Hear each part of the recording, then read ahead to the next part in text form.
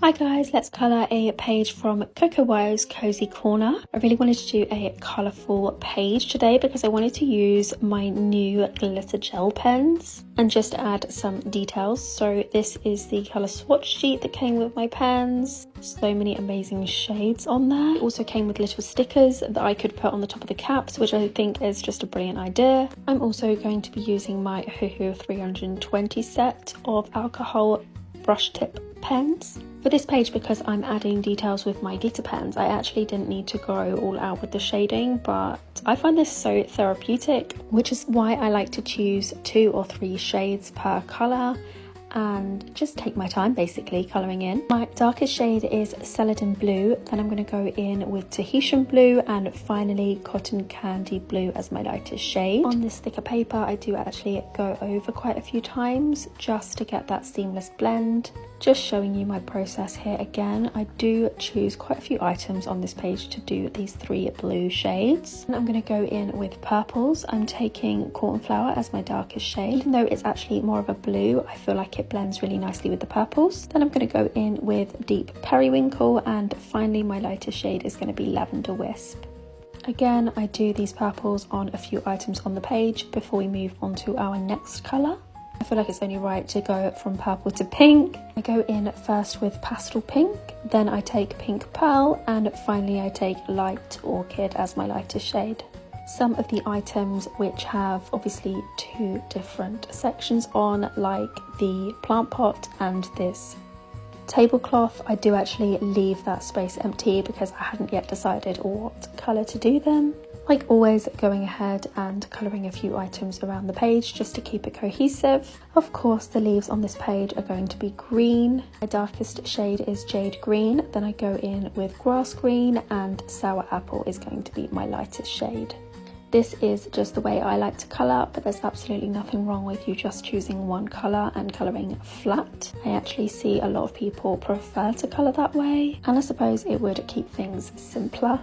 Going in with yellows next, I actually decided to take the lightest shade first and colour all of the items I fancied being yellow immediately before going in with my darker shades to add shadow, just to show you that there's different ways that you can colour. I went in first with Sunflower as my lightest shade, then did Corn Yellow, and then finally Melon Yellow over the top for the darkest shade. I did a colouring page the other day where I used these 3 shades to colour some oranges, and I absolutely fell in love, so I'm doing the same kind of shades again. Again, for these I decided to go in with the lightest shade first, which was Peachy Blush, then I went in with Tropical Peach, and finally I went in with Pale Coral as my darkest orange shade. Now moving on to the table legs and the stool, I really wanted to keep all of the other items really bright and vibrant, so I decided to do these just wooden, but again choosing 3 different shades. Here I picked up Goldenrod, Apple Cider and Cinnamon, but I actually went in with Potato Brown just because Cinnamon wasn't as dark as I needed it to be. Here for my grey, I'm taking Icy Lavender and just decided to add these shadows on the cooker as well as the fridge. Again, just to make everything pop. I also took that shade again for the floor, honestly because I just didn't know what to do for the floor. Now, as fun as it was to colour in this gorgeous page, now we're on to the really exciting bit, which is adding glitter. I haven't used glitter pens since I was at school, and I'm so excited. The reason why I wanted to make this page so colourful with lots of different shades is because we've got so much choice with these glitter pens. There's actually like a light and a dark version of almost all of the colours here, so that's why I thought you could add some depth and dimension as well.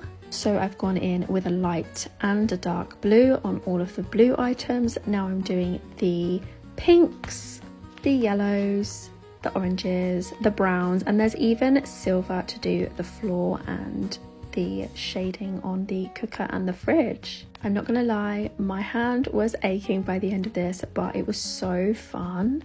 I love adding sparkles and highlights and details with my white Jelly Roll pen, but this was so much more fun. Let me know what you think of the final page, and please tag me if you decide to do something similar, because I absolutely adore seeing all of your recreations or just your versions of the pages that I colour. Thank you for watching, and I'll see you next time. Bye!